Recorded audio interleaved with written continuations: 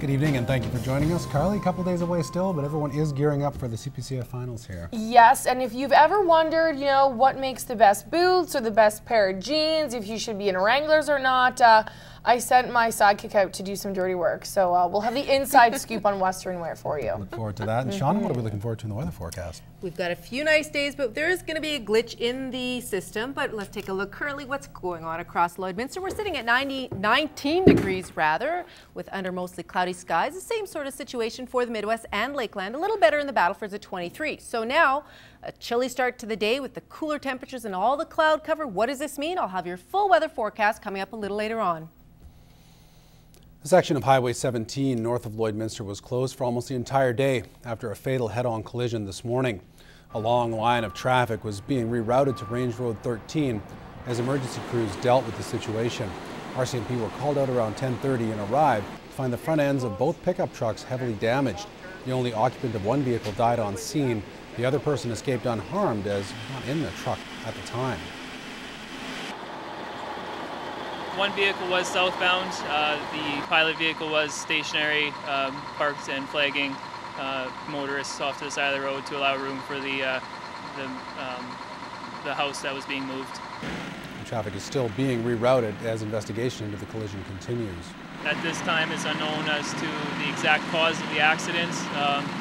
Due to the accident, there was one male occupant of the vehicle who did suffer fatal injuries.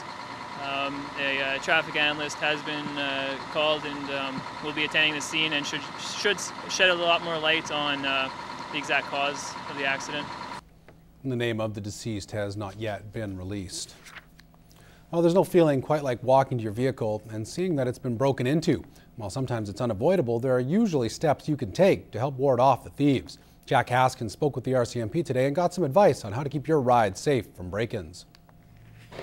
While you may just be leaving your car unattended for a few minutes, it only takes seconds for a break-in to happen. It's common sense, really. It's not leaving your vehicle unlocked with the keys in the console or in the ignition, and a lot of the times that's happening. Vehicle thefts take place year-round in Lloydminster, but right now, it's peak season. We've had 200 incidents with merchandise being stolen from vehicles since January 1st this year, and vehicles stolen over 80 to date.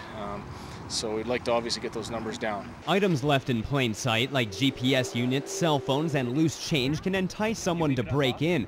So if you can't bring these things with you, the least you can do is hide them. Easiest thing is just lock that stuff up and lock your doors. A lot of people don't lock your doors, and we get a lot of all the time where they say, "Oh, we forgot to lock our vehicle." That's just waiting for something to happen. If you're leaving your vehicle for an extended period of time, the RCMP recommends that you park in a well-lit area. Jack Haskins, Newcap News. Lloydminster Airport is getting artsy with a new and improved look. Framed paintings and sketches are being put up in the terminal to show off some local young artists. The walls are now full of new pictures created by various artists from across the Midwest. We have 13 pieces from the Lloyd School Division, and then we're going to have a couple from the Native Friendship Center, and hopefully some from the Catholic Division. And that'll get the awareness that they have some beautiful art. Let's hope the pictures will brighten up the terminal and make it more pleasing to the eye. A lot of color, just to improve the look of the place. Instead of just looking at red brick walls, it'll be great to see local art from some of the kids.